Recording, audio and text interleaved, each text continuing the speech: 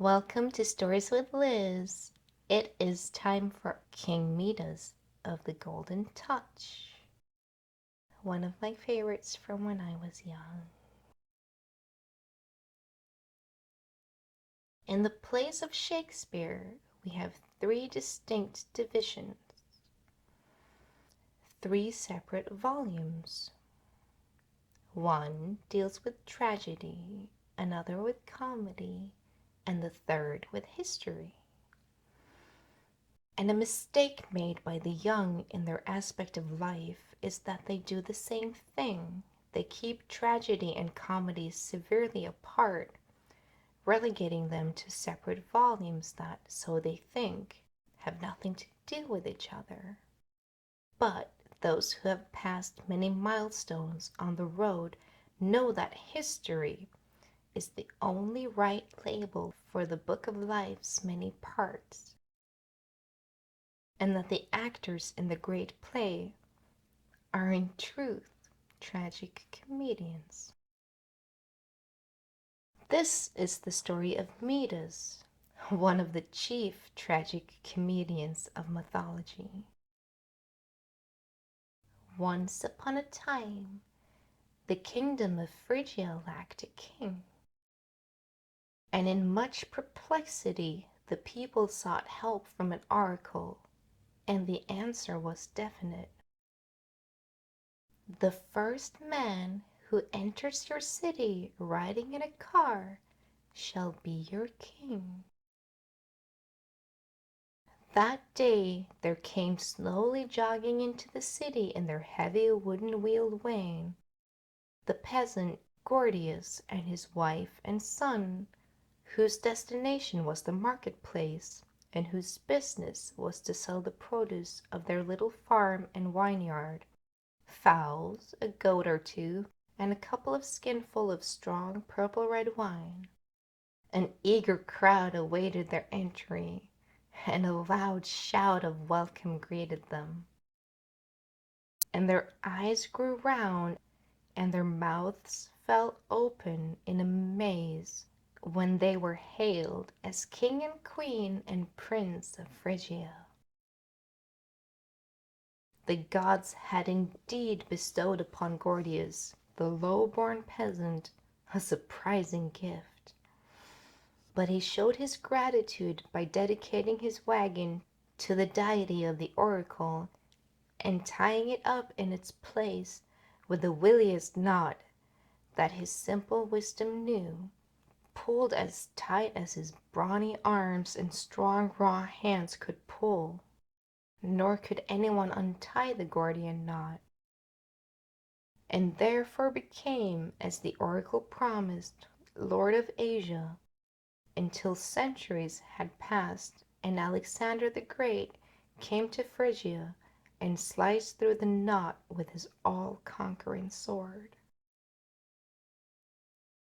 In time, Midas, the son of Gordius, became the inheritor of the throne and crown of Phrygia. Like many others not born and bred to the purple, his honor sat heavily upon him. From the day that his father's wain had entered the city amidst the acclamations of the people, he had learned the value of power, and therefore from his boyhood onward, power, always more power, was what he coveted.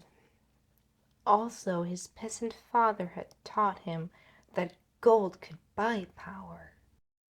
And so Midas ever longed for more gold that could buy him a place in the world that no descendant of the long race of kings should be able to contest. And from Olympus the god looked down and smiled, and vowed that Midas should have the chance to realize his desires. Therefore one day when he and his court were sitting in the solemn state that Midas required, there rode into their midst, tipsily swaying on the back of a gentle full-fed old grey ass, ivory-crowned, jovial and foolish, the satyr Silenus, guardian of the young god Bacchus. With all the deference due to the friend of a god, Midas treated this disreputable old pedagogue, and for 10 days and nights on end he feasted him royally. On the 11th day, Bacchus came in search of his preceptor, and in deep gratitude bade Midas demand of him what he would, because he had done Cylenius honor, when to dishonor him lay in his powers. Not even for a moment did Midas ponder. "I should have gold," he said hastily, "much gold. I would have that touch by which all common and valueless things become golden treasures." And Bacchus, knowing that here spoke the son of a peasant, who many times had gone empty to bed after a day of toilful striving on the rocky uplands of Phrygia, looked a little sadly in the eager face of Midas, and answered, "Be it as thy will. Thine shall be the golden touch." Then Bacchus and Cylenius went away, a rout of singing revellers at their heels, and Midas quickly put to proof the words of Bacchus. An olive tree grew near where he stood, and from it he picked a little twig decked with leaves of softest gray and low. It grew heavy as he held it, and glittered like a piece of his crown. He stooped to touch the green turf on which some fragrant violets grew, and turf grew into cloth of gold, and violets lost their fragrance and became hard, solid, golden things. He touched an apple whose cheek grew rosy in the sun, and at once it became like the golden fruit in the garden of the Hebrides. The stone pillars of his palace, as he brushed past them on entering, blazed like a sunset sky. The gods had not deceived him. Midas had the golden touch. Joyously he strode into the palace and commanded a feast to be prepared, a feast worthy of such an occasion so magnificent. But when Midas, with the healthy appetite of the peasant born, would have eaten largely of the savory food that his cooks prepared, he found that his teeth only touched roast kid to turn into a slab of gold, the garlic lost its flavor and became gritty as he chewed, that rice turned into golden grains, and curdled milk became a dower fit for a princess, entirely unnegotiable for the digestion of man. Baffled and miserable, Midas seized his cup of wine. But the red wine had become one with the golden vessel that held it, nor could he quench his thirst, for even the limpid water of the fountain was melted gold when it touched his dry lips. Only for a few days was Midas able to bear the application of his wealth. There was nothing now for him to live for. He could buy the whole earth if he pleased, but even children shrank in terror from his touch, and hungry and thirsty and sick at heart, he wearily dragged along his weighty robes of gold. Gold was power, he knew well. Yet of what worth was gold while he starved? Gold could not buy him health and life and happiness. In despair at length he cried to the god who had given him the gift that he hated. "Save me, O Bacchus," he said. "A witless one am I, and the folly of my desire has been my undoing. Take away from me the accursed golden touch. and faithfully and well shall I serve thee forever." Then Bacchus, very prettily for him, told Midas to go to Sardis, the chief city of his worshippers, and to trace to its source the river upon which it was built, and in that pool, when he found it, he was to plunge his head, and so he would for evermore be free of the golden touch. It was a long journey that Midas then took, and a weary and starving man was he when at length he reached the spring where the river Pactolus had its source. He crawled forward and timidly plunged his head and shoulders. Almost he expected to feel the harsh grit of golden water, but instead there was the joy he had known as a peasant boy when he laved his face and drank a cool spring, when his days of toil was ended, and when he raised his face from the pool, he knew that his hateful power had passed from him. But under the water he saw grains of gold glittering in the sand, and from that time forth the river of Pactolus was noted for its gold. One lesson the peasant king had learned by paying and suffering for a mistake.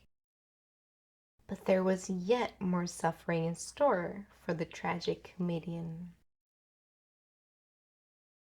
He had now no wish for gold and riches, nor even for power.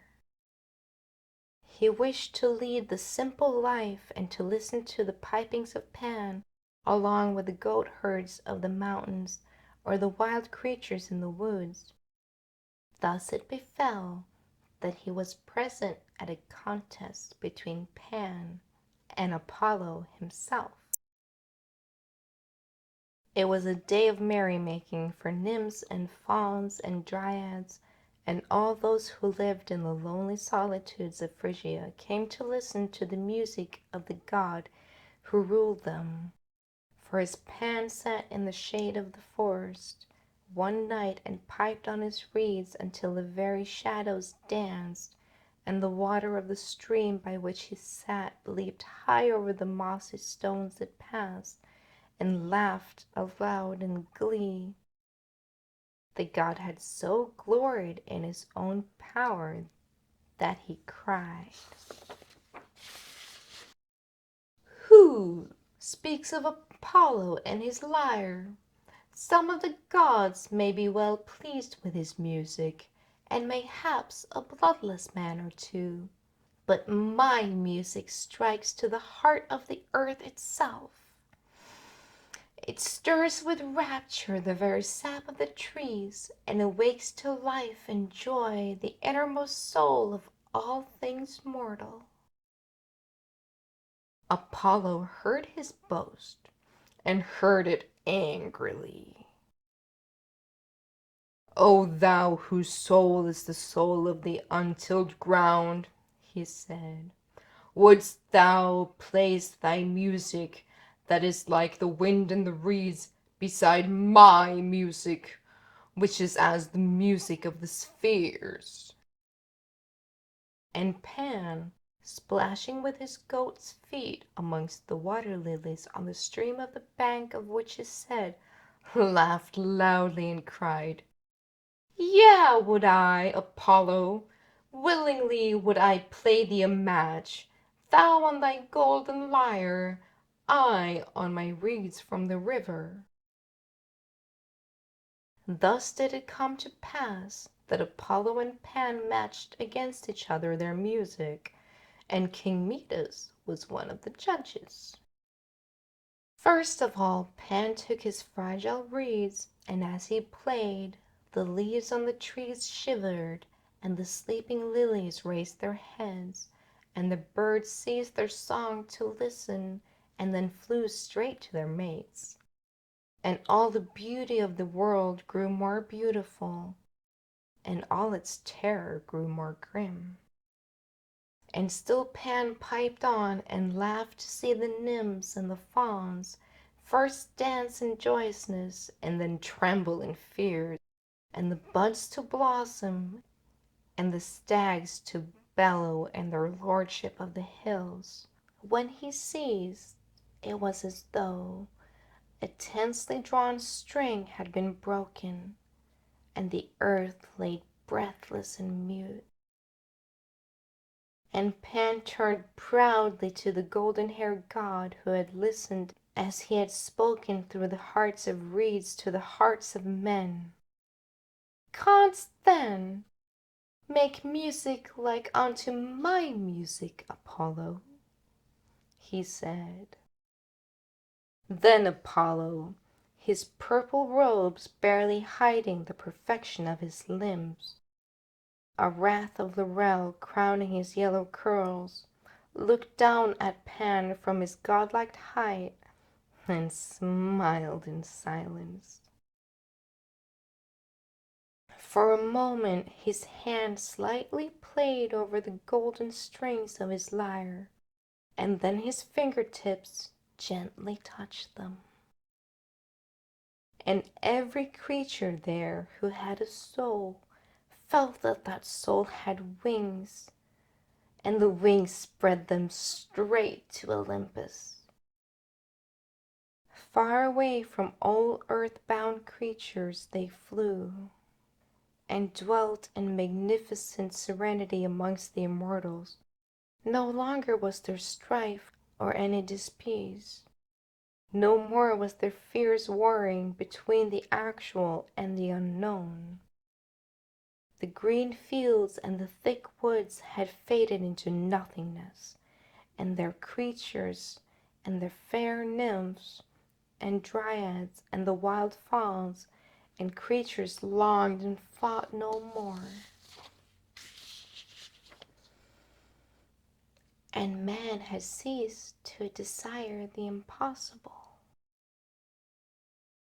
Throbbing nature and passionately desiring life faded into dust before the melody that Apollo called forth, and when his strings had ceased to quiver and only the faintly remembered echo of his music remained, it was as if all the earth had passed away and all had become new.